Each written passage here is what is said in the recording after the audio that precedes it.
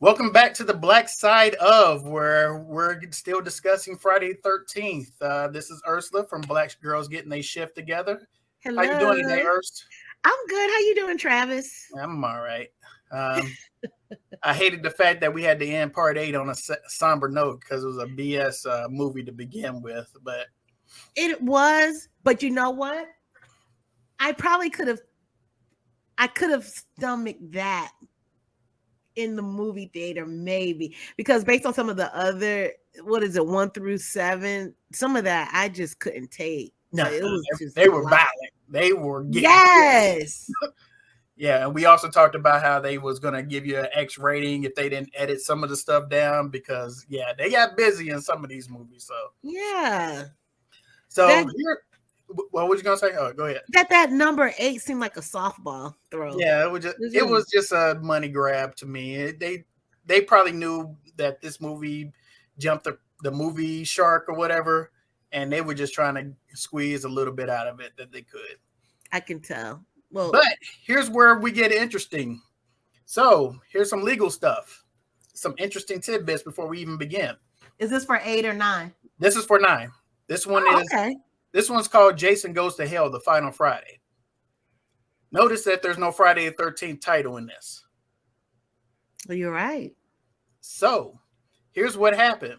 Paramount said, yeah, after part 8, let's see what we can do with selling this thing off to somebody. New Line Pictures, who owns the rights to A Nightmare on Elm Street, the Freddy Krueger franchise, they bought the IP of Jason Voorhees in anticipation of making a Freddy versus Jason movie, which they Oh eventually my. did, but they didn't do it right then. This was in the early 90s. So uh, they didn't buy the logo Friday 13th. They didn't buy any of the backstory. The only thing they bought was Jason Voorhees. That's it. So, of course, in the contract, they have so many years to actually do something with the character, or the character reverts back to the original owner, which be Paramount. So Hmm. they were like, well, shit, we paid all this money. We might as well make a movie with them. So that's where we don't even call it part 9. It's just Jason Goes to Hell: The Final Friday. Another interesting tidbit. This is actually the first Friday 13th I got to see in the movie theaters as a 13-year-old. Oh, that's convenient. 13 and 13. Yeah, yeah, there you go. Yeah, we actually snuck into the movie. I got a whole story about that, but I got to see my first Friday 13th in Louisville, Kentucky. So, Wow. so there's no, because of the what they bought in New Line bought. There's no backstory. There's no explanation of what happened in the previous films. They just get straight to it. The movie opens up with a young lady. She's just traveling to this cabin by herself, no one around. She goes in. It's like an Airbnb. You know, you go in, you check things out. Mm-hmm. Gets ready to take a shower, and while she's about to take a shower, she's nothing but a towel at this point, right? The lights go off. And she's like, what the hell? So she's like investigating, looking around corners, and all of a sudden Jason appears. And she jumps from like the second story of this house into the floor, breaks the table.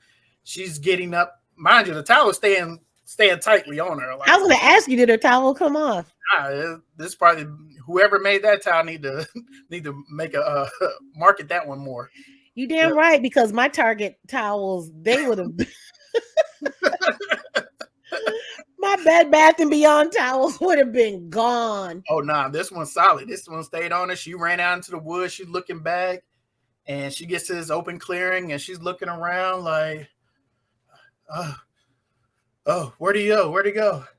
And then he just pops up out of nowhere in front of her, like, and ready to go for the dispatching, the unaliving, if you will.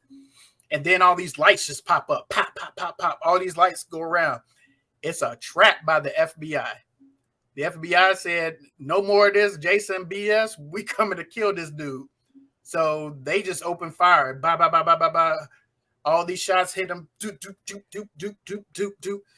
I mean, they launching grenades at him, everything. And then finally they hit him with a rocket launcher, and his body explodes into 100 million pieces. And everybody's like, "Yeah, high fiving each other. We killed Jason Voorhees. Yeah, good job, fellas." They're slapping each other, high fiving, slapping each other on the back. Yeah, we got rid of this Here guy. it comes. This is where we get introduced to this guy named Creighton Duke. Creighton Duke is like sitting from afar. I don't know how he knew about the SWAT thing or whatever, but he's looking from afar and like, I don't think so. Not that easy. So we cut to I don't know if you know where Richard Grant is. He played in a lot of movies. Black brother. And Stephen Williams actually plays Creighton Duke, another black guy in this movie. Oh, Creighton is black. Yeah, he's a black guy. What? So Okay. he's integral in this whole movie. He is the driving force of this movie. So we do get a close up of Jason's heart on the ground, just beating, still beating. And so then we cut to them, you know, pushing what's left of him in a body bag into the morgue, and it's like this highly sophisticated, you know, ultra maximum security area. And it's a little cameo by Kane Hodder, the Jason from the other movies. He's playing one of the SWAT team members that's, you know, checking in Jason's body. So he's playing. Oh, that's cool. A SWAT team member, like, yeah, we got that son, bitch.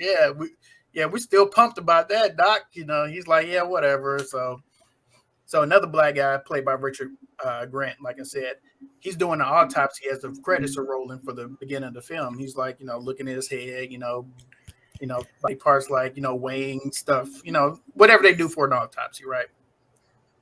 So as the autopsy is going on, he sees Jason's heartbeat. Oh, Lord. Like, what the hell? Here we go. And he's like, you know, looking at it. And next thing you know, this brother up there eating the heart. I'm like, dude, what are you doing? What? Like black goo just smearing all over him. And the cannibalism is going on. Are you kidding me? I wasn't expecting to hear that. Yeah, no one was expecting that one. Oh.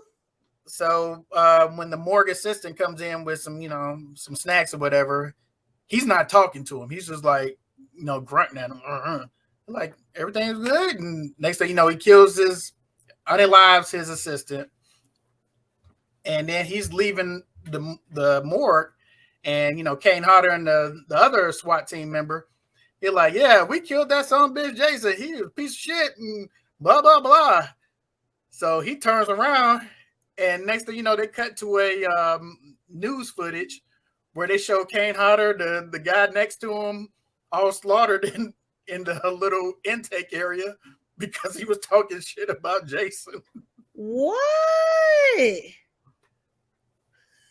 Like, yeah, the killer of Crystal Lake was captured and destroyed, but some other people at the morgue was murdered today, and we have Creighton Duke right here. We're doing an exclusive with him. And Creighton was like, look, Jason ain't dead. And just as your news report just stated, he's still alive running around out there. But I'm the only one that can kill him. You're like, oh, really? So how are you planning on doing that? Right. That's what I want to know. You're like, oh, I have my ways, but my ways cost money. So if you're willing to pay me $500,000, you will never see Jason Voorhees again. So the news like, all right, cool. We'll pay him his $500,000 as soon as he shows us proof that Jason Voorhees is no longer alive. So we switched to a diner where this lady, you know, she looked like she's just, you know, just trying to make ends meet. And then she sees a news broadcast, and Creighton is sitting at one of her tables, and he's like, look, I know who you really are, and you're the only one that can help me kill Jason. She's like, who are you? She's like, look, Dana, I know you're his sister, and I need your help. Wait. He said, I know you're his sister? For however it was, Creighton found out that Dana, the waitress, is Jason's sister, blood sister. That was my next question. Was it? Okay. I'm So she's listening. like, what are you talking about? He like, just trust me on this. If you work with me, I'll make sure that he never comes after you or your family. I know about your daughter, and I know your grandmother. She just had a baby, and I want to protect your family. So just work with me, and I'll make sure everything goes good. So then the sheriff pops up. He's like, "Hey, is this man bothering you?" And Creighton say some slick shit to the sheriff, so he throws him in jail or whatever. So Stephen pops up into the diner after Creighton gets hauled off the jail. Uh, Dana's like, "Hey, glad you came back home. If you could come to my house tonight, I need to tell you something." And he's like, "All right, cool. Miss Dana, whatever you need. So on the way to his house, to Dana's house, he picks up a couple of hitchhikers. The hitchhikers were like, "Yeah, we heard that Jason Voorhees is dead, so we can go have sex, drink, and live it up." And they're like, "You ain't afraid of getting murdered?" You're like, "Nah, they killed him. Remember? Yeah, we're all good. We can do drugs. We can do everything." They can't do everything. So Mortician Jason, we're just gonna label him, the black guy that ate the heart. Uh, His nasty ass. I just wish he wouldn't have did that. But yeah, they go skinny dipping, of course, and then the guy and the girl. There's three of them. There's like two girls, one guy. The guy and the girl go in the tent. But the girl stays out, and of course, Mortician Jason dispatches her. And in the tent, um, you see them about to get it on. She asks him, "Hey, you got a condom?" And he's like, "Yeah, but do we really need it?" And so she's like, "Oh, okay, we don't need it." So then Jason dispatches them. I knew that was coming. So Yeah. in the director's cut, in the director's commentary, the director said that was more of a safe sex metaphor. Like maybe if you would have used the condom, he would have been protected from getting massacred. But because Oh, they didn't, they gotta go. gotta go. So Dana's in the back, finishing up for the day. The sheriff comes up to her like, "Hey, sorry about what happened earlier. You want to meet you at the house later?" She's like, "Yeah, maybe not another night. I'm tired, blah, blah." You're like, "All right, cool." So she goes off. But Mortician Jason attacks the sheriff. And then the next thing you know, he's in some kind of house, some old rickety, plantation style looking house. And he got the sheriff strapped to a table. And for whatever reason, he shaves the sheriff from his beard, and then he just leans over him and starts. Well, they don't show it. He just leans over him like he's going to kiss him or something. And then we switch to Dana being at home, where they show the mailbox saying Voorhees or whatever, right? So we know that she's a Voorhees, Dana Voorhees. Mm. And so the sheriff comes over. She lets him in. He doesn't say anything to her. And she was like, "Yo, what's going on? Why are you being so weird?" But then when he comes up close to her and grabs her, she looks in the mirror and sees Jason in the mirror, but it looks like the sheriff. And she's like, "Oh my God, get away from me!" Blah blah blah, trying to fight him off. Sean just had, oh, not Sean. Steven pops in. Steven fights him off. He stabs him up with a knife that he had. So Steven runs in. He stabs the sheriff, but he gets a good lick on. He basically kills Dana right there, Mm. and flies out the window. Um, when the deputies come because they heard a commotion outside, they come in. They see Sean just in blue of blood with Dana's body in front of him. He's like, "No, no, it's the sheriff. He's right outside. Go get him." And they look out. Of course, he's gone. So they take Stephen in for questioning or whatever. Um, so the next day, Dana's daughter Jessica and her baby, they show up, and they're everybody like, "Oh man, we was hoping to have this cleaned up before you got here." And she's like, "Yeah, I'm sorry." And she has her boyfriend with her, this rich, asshole. Really, we just Really? asshole boyfriend for now. And but he has an ulterior motive. He also know who Dana Voorhees is, and he's trying to figure out how he can profit from this family for the fact that Jason, the whole Jason thing, right? Oh yeah, he's gone. I can already see that. But go ahead, I'm listening. So while Steven's in jail, he runs into Creighton. And Creighton was like, look, if you want to save your girlfriend or whatever, because actually, they actually is told that Jessica's baby is actually Steven's kid. And that's why Dana wanted him to come to the house so she can explain it to him and why she left. And all of a sudden, because she had his kid and she didn't know whether he was going to be mature enough to be a father to the kid or whatever, right? But she was coming back to give him a chance to, be in the kid's life or whatever. So Creighton was like, hey, if you want to dispatch Jason, here's, I can teach you how to do it. So he's like, well, tell me. He's like, oh, no, you got to pay for that. So he starts Ooh. fingers for every piece of information he gives him, whatever, right? So basically, he tells them that since Jason came into this earth as a Voorhees, only a Voorhees can get rid of him. So if you can get Jessica to come with us, and we'll all three of us will get rid of Jason or whatever. So all right, Sean, like, all right, cool. So how are we gonna get out of here? You're like, oh, that's for you to figure out. And just go back. Damn. So basically, Steven, he escapes. He knocks out one of the jailers, which is his homeboy from high school, small town or whatever. So he finds out that Jessica and the baby are at the diner, but Jessica's not there. She's at the morgue with her boyfriend, getting arrangements for her mom. He sees the baby in the bag, and one of the cooks there, like, hey man, I know they're looking for you. Here's my keys. Just get out of town, dude. Just leave this all behind you.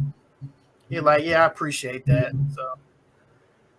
So, Jessica's boyfriend, the whatever, the douchebag, he's at the house. He stole Dana's body from the morgue after they left and put it in the closet.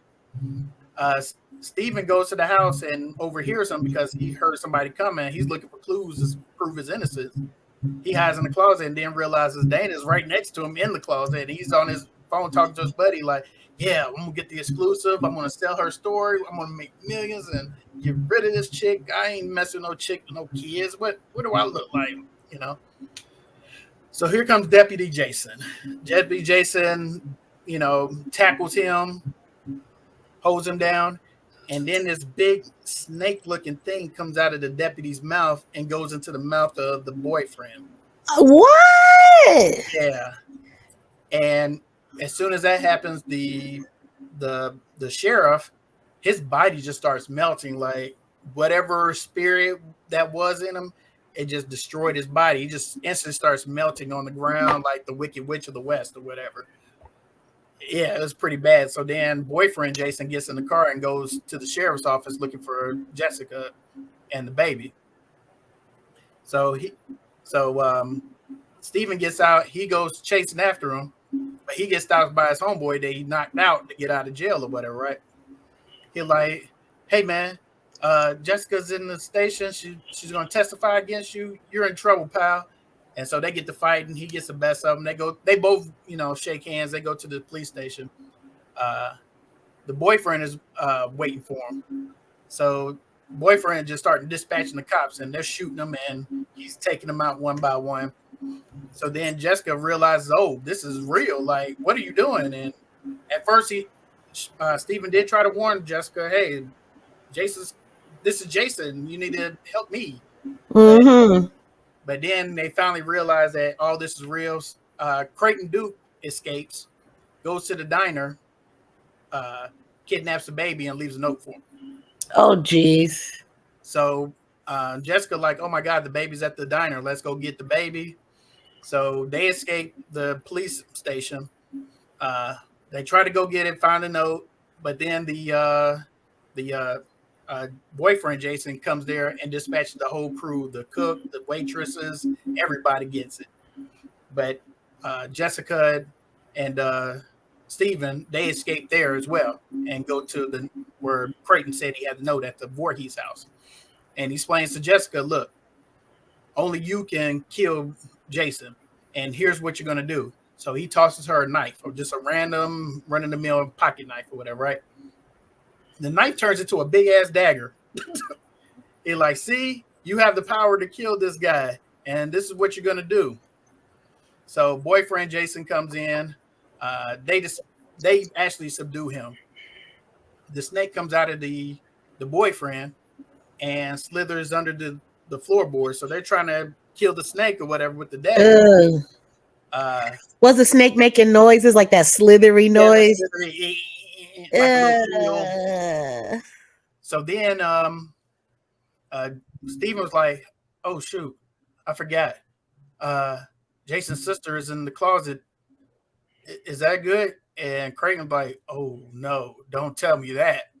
So then Jason just pops out, full Jason regalia like from earlier, because he used the body of Dana to be reborn. Oh. He can also be reborn through another Voorhees. So he just took his sister's dead body and regenerated himself into Wow. the walking Jason that we all know.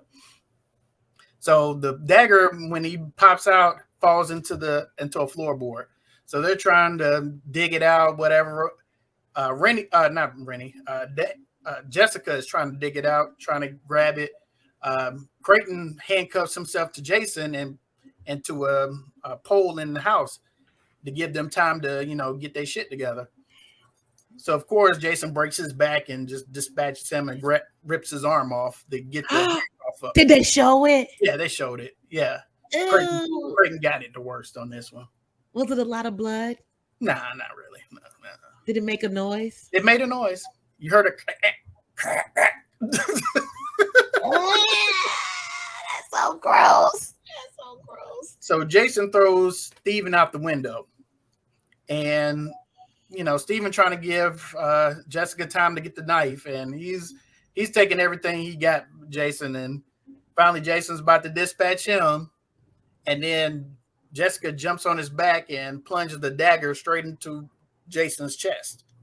So then he throws her off of him, and then you see all these lights starting to come out of Jason, and then she goes Mortal Kombat and just kicks the knife deeper into his chest, and then this big light just pops up out of nowhere and shines down on Jason from the ground, and you saw all these hands from hell just grabbing at Jason and pulling him down into the underworld, and he's trying to fight it like no, and then he grabs Steven's leg like, well, shoot, if I'm going, you coming with me. So he's such an asshole. So Jessica manages to get Jason off of him, and they just kind of stand back, and you just see all the demons just grabbing Jason and dragging him down to hell. And that's how they got rid of Jason, and Jason goes to hell. He went to hell. Literally went to hell. Wow. Wait, that's how it ended? Well, not exactly. Oh. So of course they're like, oh, it's over now. We can be a family together, blah, blah, blah. So you see a dog run across where Jason got drugged to hell or whatever, right? And then you see some of the dirt just starts blowing off, and his mask is still there. Then you see Freddy Krueger's razor claws jump out and grab his mask and drag it down to hell with him. What? And that's how that movie ends. I didn't expect you to say that. So what it was is, like I said, they had bought the Jason IP specifically to make a Freddy versus Jason movie, which they didn't do in time due to whatever production. They couldn't get it right. So the director was, went to the head of New Line and said, hey, can we borrow the Jason glove? They're like, yeah, sure, whatever. He said they brought the glove but it took you would think it was a bag full of money. They had a handcuffed guy to the suitcase. They brought it in. He had the white glove up and hand the production guy the razor glove. Really? From a Nightmare on Elm Street set. Wow. And he watched to see what they did with the glove, how long they had it. And as soon as they were done with production, he white gloved it back, wiped it down, put it back in the suitcase, closed the suitcase, handcuffed it back to himself, and walked out. Wow, it's serious like that. It's very serious because that was the whole point of buying Jason. Like I said, it was to make a Jason versus Freddy movie. So the director figured, well, that would be a good tie-in if you just show Freddy's glove. That's a good advertisement to the next movie. Right. We still waited another 10 years for that next movie to come out. Jeez. So, and also the director on this one, I don't know if you heard of Evil Dead. It's a movie with Sam Raimi. He directed Spider-Man, the first two Spider-Man first three Spider-Man movies. And, I never heard of that. Okay, so he directed a movie called Evil Dead. It was a big hit in the 70s. It was like these supernatural demons was tormenting this guy in a cabin. But he was trying to tie that into the movie because there was a hero named Ash that was killing all these people. And this way they got possessed was a snake would go into their body and then take over them, and they become what they call a deadite. So he's trying to say Jason was a part of that Evil Dead franchise as well. So wow. Jason versus Freddy versus Ash, which that didn't happen, but they made comic books doing the same thing, Freddy versus Jason versus Ash. The only one we got was Freddy versus Jason. So, you remember Tommy from part 4 through 6?